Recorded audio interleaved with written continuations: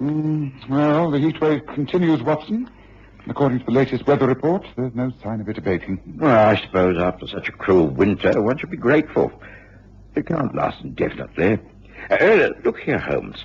I have a young fellow working with me. He can take over my practice for a few days. Why don't we get out of London? Get out? Yes. The heat in the centre of the city is insupportable.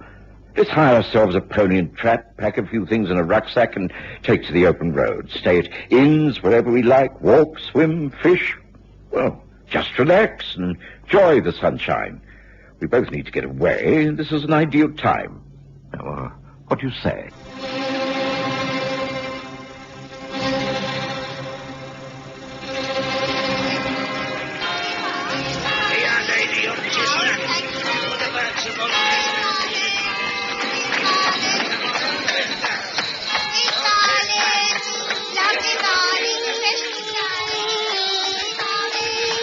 We present the stories of Sherlock Holmes.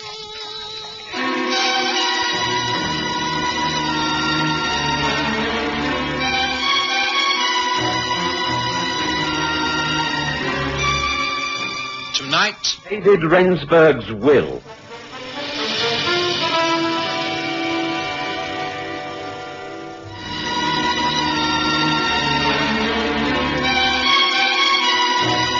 Summer of 1886 was indeed one to remember. It was one of the hottest, driest times ever recorded for the month of May, and London sweltered. None of us was accustomed to such heat. While most of my patients continued to improve, a great number were suffering from heat fatigue.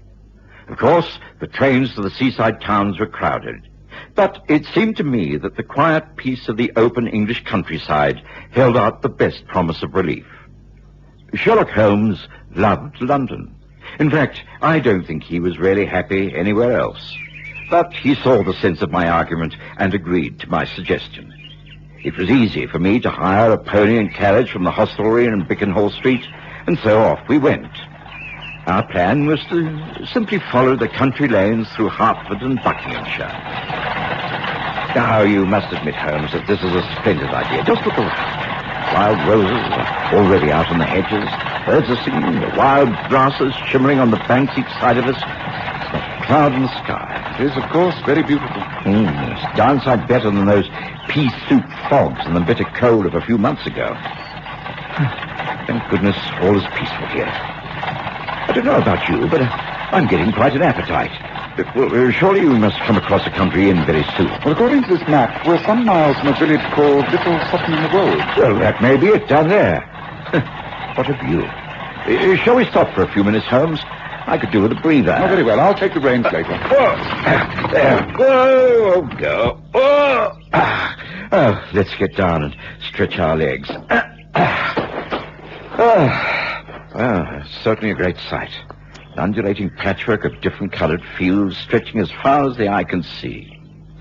Ah, golden corn and sweetest breeze bring peace and quiet to an English heart. You wax very poetic this morning, Watson.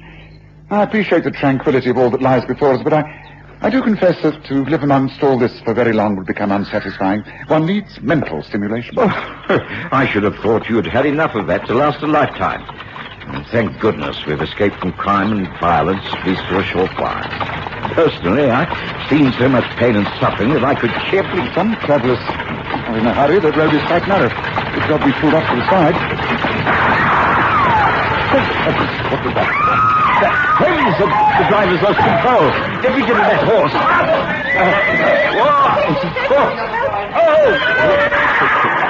I saw the horse rear up, the carriage about to topple over.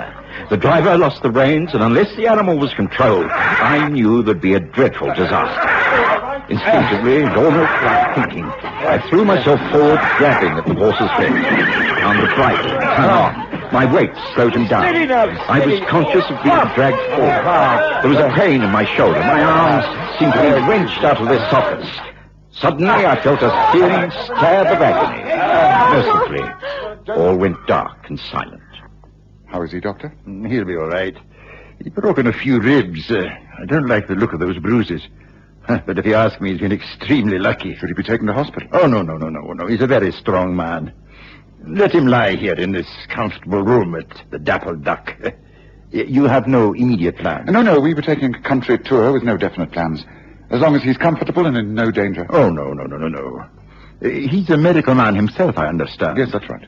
Then he will know what attitude to take when he becomes himself again. Just leave him. Let nature take its course. I'll be in the village if you need me at all. Good day to you, Mr. Holmes. Good day to you, Doctor. I'll show you out. I was conscious of what Holmes and the doctor were saying, and strangely enough, in spite of the aches and pains, I felt quite peaceful. I may have been given some form of opiate. I can only remember feeling quite at ease, knowing that Holmes would take good care of me. Come in. Oh, excuse me. You are Mr. Sherlock Holmes? That is correct. My name's Mary Cook. I've come here to inquire into the condition of your friend who so gallantly rescued us this morning. My mistress and I were in the carriage that nearly overturned. I'd been sent from Rensberg Manor to convey our grateful thanks. My friend and colleague, Dr. Watson, is suffering from a few injuries, but I'm assured that he'll make a speedy recovery. Please, won't you sit down and discuss this whole matter? We were parked at the roadside when we heard a shot, and your horse was frightened into bolting. Can you tell me who was in the carriage at that time? Just myself and my mistress, Miss Reva Lowe. Oh, it's all very distressing. You see, Miss Lowe and I have only just arrived in this country from South Africa. We were on our way to Rensberg Manor. My mistress is an heiress and has been left the manor and all the estates in her uncle's will. Oh, what a dreadful welcome. Are you sure that Dr. Watson's all right? Oh, yes, he's a very tough fellow. He'll pull through soon enough. Has anyone inquired into the shooting incident? Why, no, I assumed it was someone shooting in the woods. Oh, what an unfortunate incident. Yes. Particularly as the bullet from the gun ricocheted off the rocks on the bank where we were standing. I don't wish to add to your anxieties, Miss Cook, but I have the distinct impression that the shot was deliberately fired at either your carriage or ours. Oh, but surely that cannot be. Well, as you are strangers to this country, it would be unlikely that you should be the target of such an attack, and so... You mean someone aimed at you? It is quite possible. I am a man with few friends, but many enemies. Please do not distress yourself on my account. If this was not an accident, you may be sure I shall find out the true cause of it all. Well, thank you for calling, Miss Cook. Convey my respects to your mistress, and assure her that all is well. Good day to you. Within a couple of days, I was feeling more myself again. I'd managed to bandage up my chest to give support to my injured rib cage, but the comfort it gave me was offset by the heat it generated. However, I made progress. There was a goodwill note and a bowl of fruit from the ladies up at the manor, and an invitation to call upon them whenever I was able. For most of the time, I sat in the small back garden of the Dappled Duck Inn under the shade of the large oak tree. Sherlock Holmes disappeared for hours at a time. I was surprised, as he seemed cheerful and enjoying himself no end. Then, on the third day, he suggested a quiet drive up to Rensberg Manor. The mistress of the house, Reva Lowe, received us graciously. Oh, Mr. Holmes, Dr. Watson, how good of you to call. We've been so anxious about you, Doctor. Are you recovering from the accident? Yes, I shall be myself again quite shortly. There's nothing to give concern. Well, I think you're a very brave man, and we are much in your debt. May I introduce you? This is Harley Albright, our family lawyer. How do you do? Neville Newman, the squire of Little Sutton. And Mr. Robert Higgins. How do you do? Mary Cook, my companion in the carriage, you already know. She's just as grateful to you as I am. Mary, have we sherry and biscuits to offer our guests? Yes, they're there on the side table. Oh, thank you. Mr. Albright, I wonder if you'd be so kind. But yes, of course. Allow me. I do trust that things will settle down for you now, Miss Lowe. You have inherited these estates, I understand. Under the terms of Uncle David's will, yes. I must say I don't understand it very clearly. In these matters, I am totally in the hands of lawyers. Well, as squire, I can state most definitely that you couldn't be better represented. Albright has handled my affairs with great skill for many years. Yeah, mine too. Not that a hard-worked farmer like myself is a great deal to handle. I've enough to do trying to make the land pay for itself. I'm sure you manage admirably, Mr. Higgins. If the farmlands about here belong to you, then you've something to be proud of. I've never seen such a green land. Thank you, Miss Cook. I'd like to show you around them sometime, but I think we'd do better to start by calling each other by our Christian names, don't you? Should we not take our refreshments into the garden? It's still so dreadfully hot. There are shady umbrellas under the trees. Can you manage, Dr. Watson? Oh, yes, quite easily, thank you. Allow me to help you, Doctor. And I, too, if I can be of any assistance. I'll be getting back shortly. How about you, Albright? Oh, yes. I have a great deal to do. Perhaps a few minutes in the garden, then back to work. Papers to prepare, you know. Well, that leaves us together, Miss Lowe. I understand you come from South Africa. A most fascinating land. What part do you come from? The Cape? Natal? Natal. My family were amongst the early settlers. This is the first time I've been to England, actually. There's such a contrast. That was a most agreeable visit, Holmes. I think Viva Lowe and her maid companion are delightful. The Squire and Robert Higgins, too, very pleasant. A happy community. Pity we can't stay longer. But I'm quite able to travel. No, Watson. Huh? I said no. You are incapable of enjoying a further holiday and reluctant to return to the heat of the city. I suggest we stay where we are. But Holmes, there's more to this than meets the eye. Now, just what are you up to? Why do you really wish to remain here in Little Sutton? I wish to remain, Watson, because I know all is not happy. If I stay, I may put a stop to a miscarriage of justice. I may be able to prevent a murder. I looked at Holmes in sheer amazement. I knew that he longed for the excitement of the city and his routine of continual investigation, but surely, here in the peace of the countryside, he had to be mistaken. But he was quite serious. Oh, yes, I am quite serious. This isn't daydreaming on my part. You see, I've been wondering about that accident. It was caused by a shot from the woods on the other side of the road. It might have been an accident, a poacher, a wild shot at a rabbit, something like that, but I don't think so. It was deliberately fired at that carriage. It could not have been meant for us. No one, not even Mrs. Hudson, knows we're here. While you've been lying down recovering, I've been making a few inquiries. Oh, you mean into the affairs at Rensberg Manor? Yes, I found that David Rensberg died under very strange circumstances. He was found dead after taking a jump whilst out riding one morning. He was alone and there were no witnesses. He was an expert horseman and had cleared that fence most days of his riding life. The horse was found grazing some mile away. Nothing wrong. It must have been an accident. Well, these things do happen. Why should it arouse your suspicion? Because he made a will. It was a most strange one. I cannot find out the conditions, but I think there's going to be some controversy within the next few days. I can spell danger, Watson. I'm a man who deals only in facts, not suspicions, but I smell danger. I had learned never to take Sherlock Holmes' views lightly. He was a man who rarely wasted time. And if he felt the need to stay on down at Little Sutton, then I was quite agreeable. In any case, I was still in great discomfort, and it was easier to convalesce in the countryside than back in the city. But it was some days later before Holmes' fears were confirmed. Miss Reva Lowe called at the inn, and it was in the early evening. I'm sorry to arrive like this, Mr. Holmes, but I took a chance on the fact that you might still be here. May I talk to you in confidence? By all means. Do take a seat. Thank you. I hardly know where to begin. Well, the fact is, since Mary and I arrived up at the manor, things have not been as trouble-free as I should have liked. To start with, the terms of my uncle's will are very strange. They require that I shall stay at the manor for a whole year before the estates are legally mine. Well, these things often take some time, but a year is rather unusual. Yes, particularly because after that year I shall be required to prove my identity as being sound of mind and body. Extraordinary. May I ask if there are any other clauses in the will? Should you not fulfill the conditions, who would stand to benefit? That's the curious thing. No one else. I am the only relative, and so why all these strange conditions? Yes. Well, if it's all legally drawn up, I don't see what can be done about it. Neither do I. But that isn't all that's bothering me. The fact is... I don't wish to be over-fanciful, but I have a feeling that it's a very unlucky house. In what way? Well, to start with, there was the accident with the carriage before I even arrived at the manor. And then, since then, several things have happened, even in this short time. The other day, Mary and I were out relaxing on the terrace, enjoying the sunshine. Oh, isn't this heavenly? So beautifully cool under the trees. Yes, it's lovely. Oh, it's too hot for tea, don't you think? What about iced lemonade? There's some waiting. Oh, look, it's Sandy, your uncle's old tomcat. Sandy. I wonder if he misses his master. Doesn't appear to. I don't think Uncle David liked cats very much. He must have been much more of a dog man. Let's give Sandy a saucer of milk. You feeling thirsty, Sandy? I'd like some lemonade, please. There we are, Sandy. That's There you nice, huh?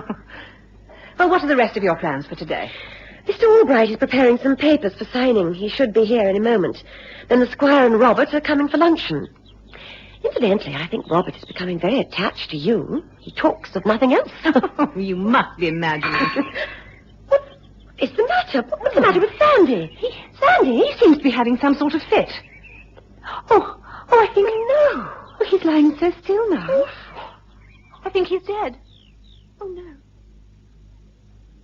Of course, Sandy was a very old cat. He hadn't been well, and we were told that he was subject to fits, but the incident was upsetting. We naturally called the servants and retired into the house. The cat was dead and buried in a favourite spot in the garden.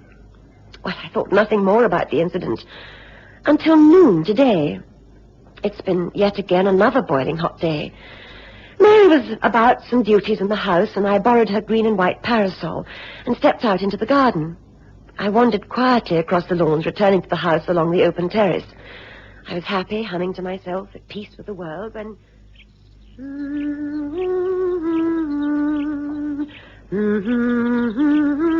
Mary! Mary! Is that you up there?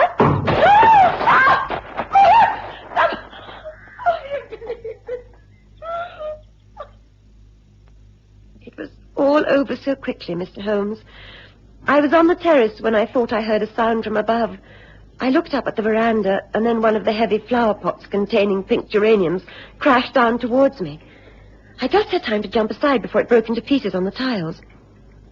There is no doubt that I could have been killed if I'd not moved quickly. And this is the latest accident? Yes, but now I am sure they're not accidents. There is someone trying to cause me bodily harm. Yes, indeed. You or another? I beg your pardon? No, it's nothing. I do agree with you, Miss Lowe. I think you have cause for alarm. In fact, I'm sure there is a vicious plot afoot up at the manor. With your kind permission, I should like free access to the house at all times, day and night. By all means. I have spare keys. But first tell me, the cat that died, did anyone think of examining the milk on that milk tray? No. You mean you think it could have been poisoned? Almost certainly. Tell me, who was in the house at the time? Just the servants. We had guests to lunch, the Squire and Robert Higgins, both of whom you've met. You find both men agreeable company? Did they pay you much attention? Yes. I think they were both Uncle's friends, and they're doing their best to make us feel at home. The Squire is most attentive towards me, and Robert is more than anxious to look after Mary. In fact, he seems quite infatuated with her. He does? Oh, that's very interesting. Well, let me gather a few things together and find out if Watson is agreeable to taking a trip to the manor. You have transport? Yes, thank you. I have a cab. Thank you, Mr. Holmes. I need hardly tell you that I'd be most grateful if you'd keep this conversation to yourself. I don't want the others to know of my suspicions. Can it remain a secret between us? Of course, but I think it's very important for us not to deceive each other. I'm a well-known detective, and I shall find out the truth sooner or later, and so... So? So why don't you stop all this deception and tell me the whole truth, here and now?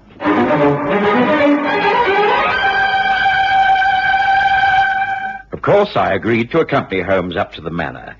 He didn't bother to explain the circumstances to me. Both he and Reva Lowe were silent for the whole journey. Then, to my surprise, we didn't drive the whole way. Holmes stopped the carriage just outside the grounds. Now, this will do nicely, thank you. Will you get off here, Watson? All right, if you say so. Here, Mr. Holmes. I think you'll need these keys. They are to the whole house. The largest one is it's the old side entrance. That'll be the safest way in. Oh, thank you. Remember all I have said, and good luck. Thank you. I shall remember. Come on, boy. Come on.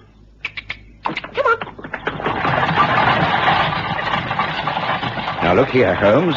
I'm accustomed to being kept in the dark about quite a lot, but I really must insist that you give me some information. How am I supposed to help if I don't know what's going on? All will be revealed to you shortly, Watson. The fact is that I was right. There is a murder planned. So far, a few attempts have been made under the cover of an accident, but those have all failed, and I have reason to think that there'll be a more serious attempt made this very night. Come, we have a long wait ahead of us. The lights were ablaze at the manor, flooding through the open windows and spreading across the lawns. It wasn't easy to approach the house without being seen. We dodged from shadowed tree to thick bush and eventually stopped near the side of the house. We waited, hearing voices from within. I could tell that the squire, Robert Higgins, and Harley Albright were all present. It seemed to be hours before the guests departed. I'll call on you tomorrow, Mary. That's if I may. Well, yes, of course. Good night, Squire Newman. Good night. Good night. Come on, dear, let's lock up and good night. Let's go to bed now. I'm really very exhausted. It's the heat, I think.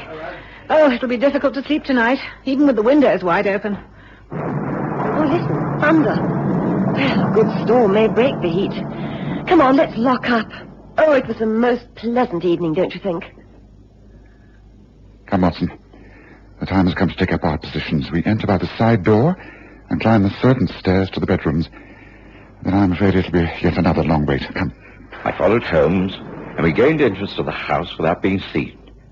To my surprise, Holmes chose to wait in the very small dressing room next to Mary Cook's bedroom. The two ladies retired, and we heard movements as they prepared for bed. Then followed hours of waiting while the storm grew and the welcome rain began. I began to become cramped and irritable. I fear the storm is not to our advantage, Watson. It could make all this a waste of time. Have we not been cooped up here for nothing? Oh, Holmes, I'm in agony. Listen. Someone is out in the corridor. I'm going to push this door open.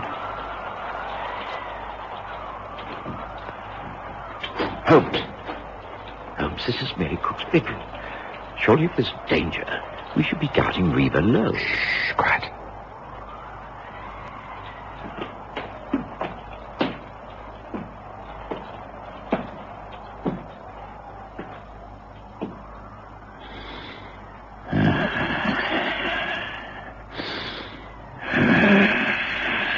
Now, Watson, get him. Right, get him quickly, Instantly, my cracked ribs and aches and pains were forgotten. I threw myself into the room. Mary Cook jumped from her bed, and Holmes and I grabbed at the man who loomed over her. He struggled manfully, but he was no match for the pair of us.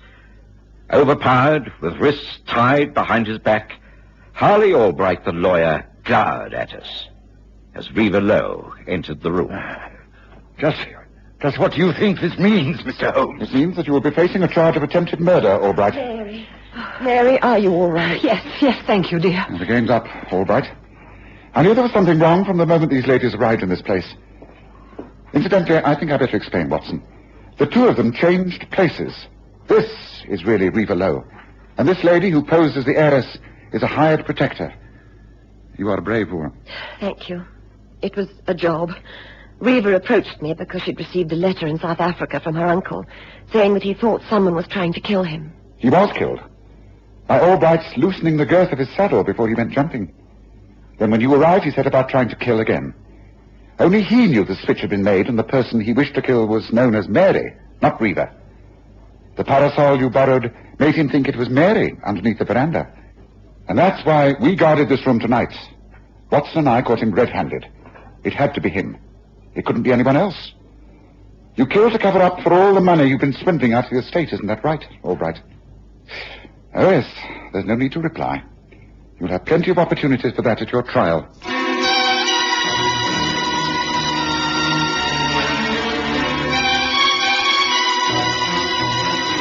Listen again next Sunday to The Stories of Sherlock Holmes, with Graham Armitage as Holmes and Kerry Jordan as Dr. Watson.